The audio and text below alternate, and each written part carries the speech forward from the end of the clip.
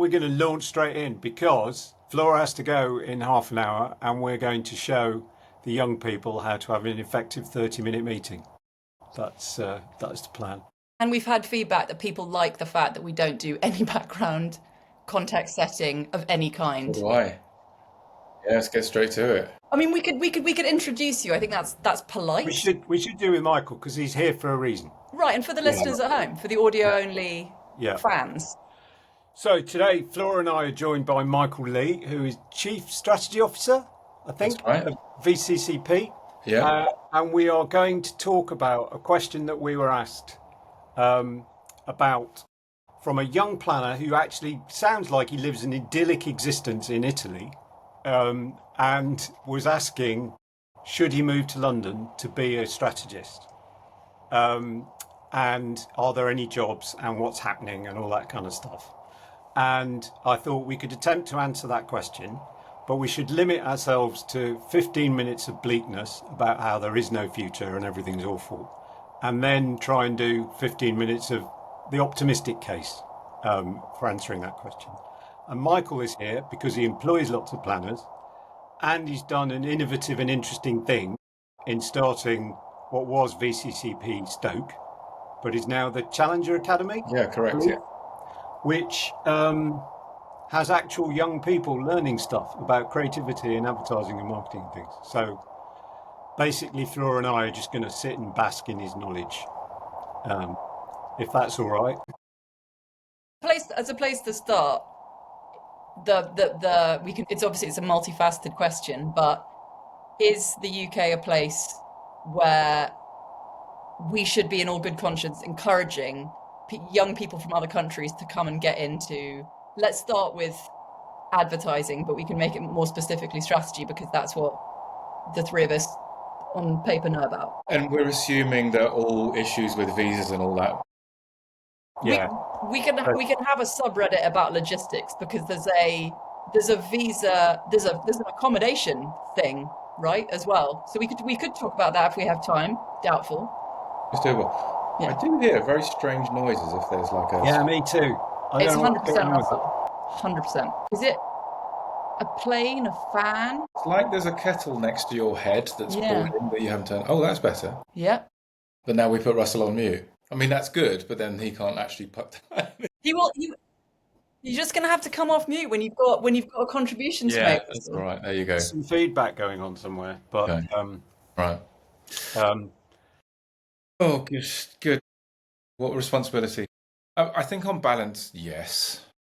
Because I think there's lots of choice here, and I think that's a good thing, and I think there's lots of change. And I think, I've had time to think about this question, and I think one of the interesting and probably positive things that you could say about it is that the skills of a strategist, I think, have many homes beyond just existing agency models. I think you and I, Russell, in the chat we had a few weeks ago, said that we expect that one of the impacts of generative AI is that it will allow a lot of small businesses to actually operate at quite big scale. And that was always a big barrier for them to be able to compete with more established agencies like VCCP, for example.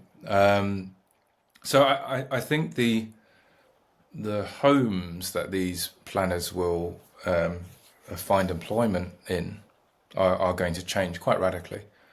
And so, yes, I'm optimistic. I think the UK is a good place for, I guess, innovation and disruption. I think it tends to happen slightly faster than Europe. And, that's not me taking a rather jingoistic, we're better than anyone else in Europe view. I just think it's just we happen to have that quite innovative side to how this industry happens. We do have a very strong tech sector, and I think that tech is driving a lot of the innovation. And I think the fact that this is the English is the lingua franca, and also gives us some degree of competitive advantage in terms of the connection that we have to the type of innovation that's coming out of the States. So I think it's quite a sensible answer rather than just an idealistic hippies answer to say that there are opportunities in London that may not have existed elsewhere. Okay, that's good. Do you believe that? Do you believe what I've just said? Well, I do believe that, but do you think the pipeline? I believe that people who are already in may be okay. Yeah. Do you think there's a route in for people still in those new models and smaller places and how it works differently? Yeah, and look, this is if we come back to the reality of it, then yeah, you're talking about probably lots of people having to take risks, having to work for small businesses for very little money, and this is the reason why we set up Stoke, which was going, there aren't that many people who don't already live in London who could do that, don't already have contacts or family in London that would enable them to earn not much at the start of their careers in order to take that risk and go with that small company or whatever and effectively work for below market wages for 1, maybe 2 years before they start to earn enough money and achieve enough success to be able to earn a justifiable salary. So yeah, it's true. That's the idealized version, but I think when reality hits, you're right, it is a barrier and it is a risk. I guess one part of this for me would be start again. I am currently employing strategists based in throughout continental Europe. They're not a part of my agency, but I employ them and will continue to do so on a freelance basis whenever I can. Yeah. Does that make them part of the UK advertising infrastructure? That's from a small agency point of view with budgets, blah blah blah, boring bootstrap. That's realistically what I can do at the moment. Is I can kick somebody freelance part-time work project based. Okay, so you're saying to just kick them, yeah. Yes, I think that is a really good way in. I guess the challenge for me is we are, we have a team of developers in Bosnia who are developing a piece of kit for our media agency, which is going to allow us to do some really good predictive modeling around media spend. And I think we do a lot of work with our office in Prague, which is partly to do with the basic reality that it is. It costs us less to get something edited and put through post and reversioned into 500 different formats in Prague than it is in London.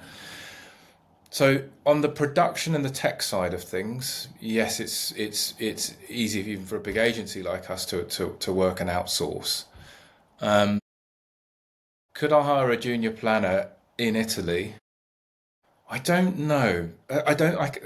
I'm being completely candid, and there's an additional discussion about this around what a junior planner does these days. But I would like them to be in the office learning and observing through osmosis, but also spending time getting to know the market and getting to know people, talking to clients, and I think that's such an important learning process, being in the room. Spending time with consumers, visiting the factories, all that sort of thing. But you know what I mean, not the actual factory, but getting to know the business. And all that opportunity to learn those quite critical aspects gets lost if they're fully remote. But there are ways. I mean, we have employees in Stoke who come to London on the train typically once every 2 weeks. So it's not that difficult to hop on a plane and come here every 2 days. But VCCP is still quite a UK company. Most of our clients are quite UK based. I can't speak for a network agency which has a much more multi-market international client base. It may actually be that for the right client, for an Italian-based client, then it's actually great that they have someone on the ground there. To your question about that, those two bits make a lot of sense to me. What a way in is you don't have to move; you can still work for them somehow. But also your question about what is a junior planner? What would you want a junior planner to do now? Feels big and important, because I was talking to another planning director the other day who was talking about their creative department and said that there were a couple of people at least in their creative department who ordinarily they'd have probably moved on by now, but they have taught themselves how to use AI really effectively, and they are employable again. Yeah. Is that in the skill set now that you're looking to? I would definitely encourage it. But I think it's almost like just use with care. I mean, I some random LinkedIn article that I'll never find again. That talked about how when we use AI first to get to the answer, we very rarely remember it because we put so little cognitive effort into it and so little input into it. If we use our brains first to consider what the answer could be, and then we actually use ChatGPT almost to check our homework, then actually it's almost like a multiplier effect.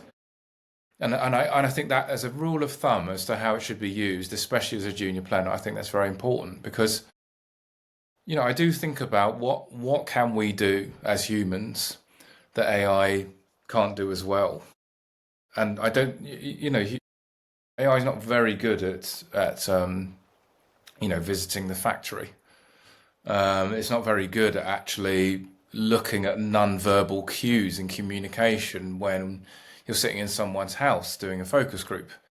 You know, so there are ways of seeing that I think we still have a monopoly over, and I would be pushing planners to go, look, that's your strength, that's your competitive advantage. There are things that AI can do that they couldn't do before, like, I don't know, give me a segmentation of a customer base, or help write me a quant survey question. I mean, who enjoys doing that? No one. Well, very few people. And those are the sorts of things that are highly labor intensive.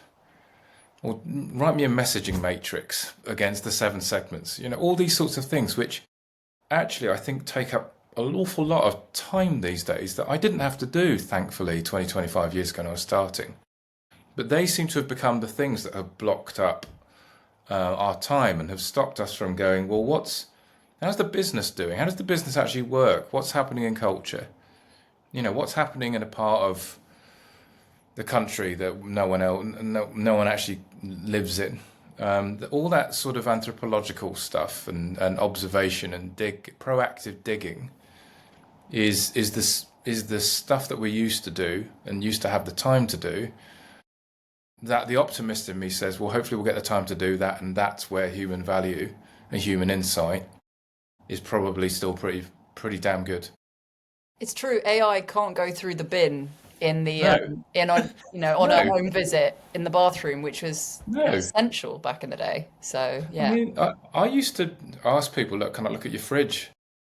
And it was brilliant. I mean, you just got so much from it. You get so much just from looking at people's books.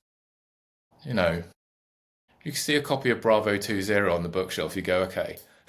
I think I know what sort of, you know, it's those sorts of things. You go, well, these are all sort of non-documented bits of information about people and about behaviour that you know, I don't think you know, LLMs learn from that sort of thing. I don't think they have that much access to that sort of knowledge and information. I buy all that. I wonder how much it's going to be at the other end, where you kind of go, actually, if I've got a really smart planner that can do that, and they can also make a half decent ad using Runway, maybe I don't need the creatives. Yeah. You know, Yeah. in a smaller business, it feels like when you get to that point where it's just 2 people and some AI, like who are the 2 people going to be? You know. So I think you're completely right. You know, when you've got the idea and you're having to create that bottom of funnel stuff that will end up as display ads, or, you know, running in, you know, quite targeted paid social that appears in your Facebook timeline, for example. You know, that stuff is pretty templated, pretty formulaic, and it's difficult to see how useful it is for a human to be spending their time doing that. But going back to the really small outfit that goes, look, do we need that third person? I would argue that the role of the creative is there to provide an original angle on things.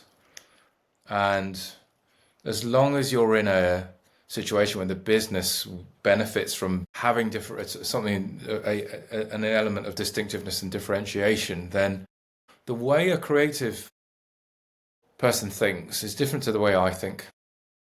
I am always disappointed in a creative review where someone has come up with an idea that was in my head. I'm always so excited when I see a creative idea. I go, I would never have fucking got there. Not in a million years. I would never have made that lateral, mad, anarchic jump. So that now maybe I'm romanticizing, the way agencies work and the way originality and creativity happens. I do worry sometimes we sit there going, oh, wasn't it great in the 90s? I do think that, even more so, AI is it works on, what's that word? Ballistic. That's a horrible thing to say. I'm not going to say it again. Deduction. The most likely and the most likely best answer. So it will tend to regress to the center, to the mean. So I would argue if that's where they're going, then we have to go to the edges, and that's where I think really good creative minds do that. Yeah, I would agree with that.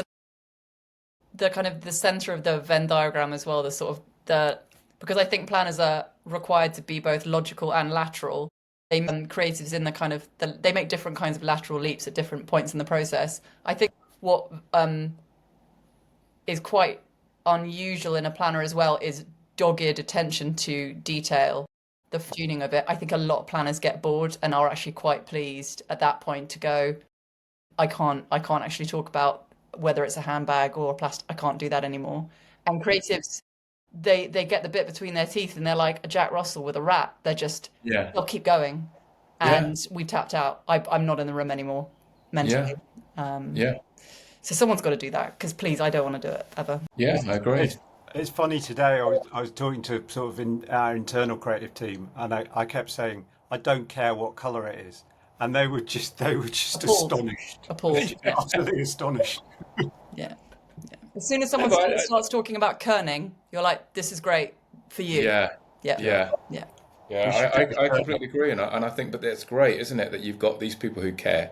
Yeah. Because these things make a difference. Yeah. And it's way more important than what we care about. But it's. I mean, I remember Darren Bales when he first sort of gave us the early previews of the first Compare the Market ad, and the attention to detail, the comic attention detail, in the way that I remember, Alexander shuts the book, and some dust blows up how can you have? I could not have imagined that the dust that blows out of a book could be comical, but it was. And that's a level of craft and detail and understanding of how comedy works and how things could be made that I could never have got to. But that's great. That's why we need him. And I think there is this assumption that craft won't matter.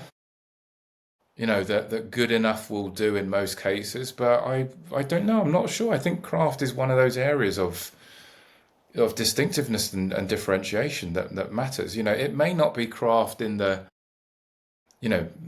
beautiful sense, but I think there's still craft in terms of the effort people take in certain bits, because they know it will look different and it will look distinct, and it will entertain and engage people. Well, it's seeing somebody who's expert do something very, very well, and often lightly.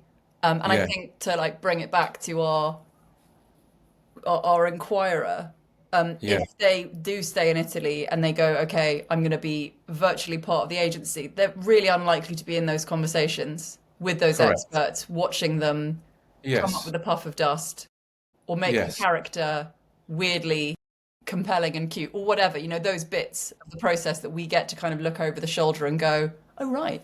And it is absolutely looking over the shoulder. I mean, I don't know whether like I've been at VCP too long, and I don't know what other places are like, but I definitely encouraged a magpie culture where I want people going, "Oh, what's that? What are you doing? Show me that." And I think that's how people learn. I think it is literally through observation and cross-pollination. And and I think if you don't have access to that, then I think what you learn and how you learn is so much slower. Just this exchange of information that is just through almost by designed chance. That's what you want. Well, I guess that the magpie thing, because when I worked for Russell, he very much encouraged all of that stuff as well. I think Yeah. and Russell, obviously you can talk for yourself, but I think that's sort of how you think and how you stay interested in stuff and curious. You sort of cherry pick, and you're very good at collating it all and revisiting it and adding more layers as time goes on. I Is there steal a stuff. Would you say that's accurate, first of I all? steal stuff. You steal stuff, but you steal it. You steal it, but you don't. You always have the right name on it. You don't say. I don't. If you don't know who Dieter Rams is, I said this. Do you know what I mean? But I guess for the people saying, okay, I've applied to these agencies and I can't seem to get a foot in the door in the traditional agency model in London, but you are a curious person who sees the value in cross pollination, Yeah. are potentially lateral way. There are other things that you can do, and then you can revisit, should you want to, the advertising question once you've done other things. And I'm Yeah. learning to code has been a way that some strategists I know have eventually made their way through to agencies, for having learned useful skill sets in other things. Yeah. But I think to go back to your point, Russell, your example about the creative who was kept on because they were very good with those tools. I mean, I think you could apply that and go, well, look, if this person from Italy says, by the way, I'm really good at prompting, I'm really good at using, let's say, some tools in media like GWI and TGI, I'm really good at that. I'm really good at, working to reporting on, how social metrics, those sorts of things, just more and more baubles. That you go, bloody hell, this is 5 people in one. It suddenly becomes quite hard not to employ that person because you go, they will be so useful across so many different things. There was it's like this is not very. I don't know if anyone actually calls themselves that, but in the production trade, there are people, I think they're called predators, which means producer, director, editor. I don't think, and that used to be 3 people. And creators similarly are people who typically can shoot stuff but also appear in front of camera. Now edit it all on CapCut and then upload it and almost run their own metrics. They're almost like one person social agencies in a way. So, and I think those are really good examples of all that type of polymathery, where you go, actually at a junior level, that's bloody useful because you're able to. I'd be sitting there going, that person's gonna be really useful. They can edit all my research videos. They can create. I can do stuff that I couldn't do before without having to spend 20 grand with some research agency. Yeah. I used to employ a brilliant planner who was also a really good street photographer. Yes. And it was just fantastic stuff for pictures because you Yes. go and shoot those people, go and shoot the target audience in Yeah. their homes and on the street, and you just had a wealth of material. Plus, he learned a bunch of stuff. Yeah. And it's just that Yeah.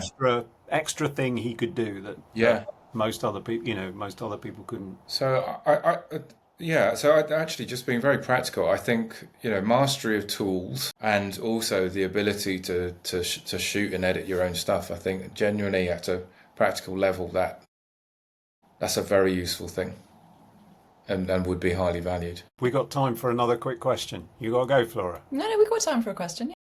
What have you learned from the Stoke experiment about younger people getting into the industry? What works, what doesn't?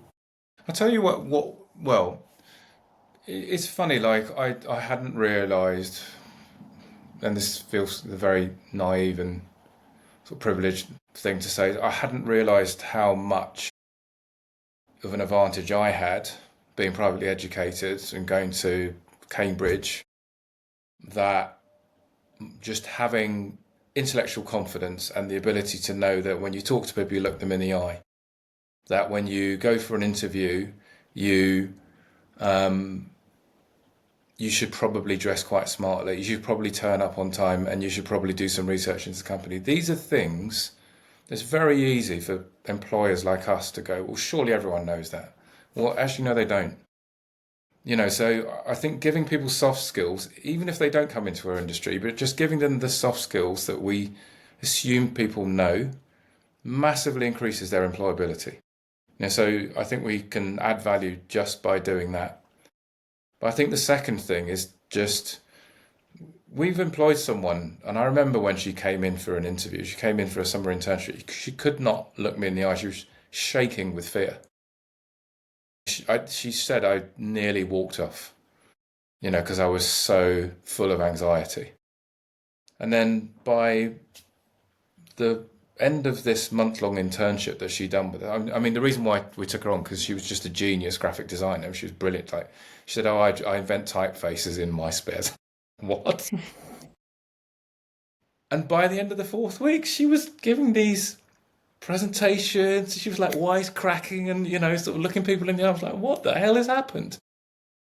So I think the thing that we've learned is that it does not take much investment to effect quite a big transformation in people's confidence and therefore their employability and their ability to work in our industry. But I think Stoke is a tiny little drop in the ocean in terms of all the people who could probably benefit from that and are probably lacking the confidence or the employability because they don't know basic things like that. So that's what I wish we could scale what we do, and I very much like more partners and agencies to do this, because it doesn't take much to make a very big difference. Does that answer your question in terms of what we could do? It does, and it's also beautiful. Good.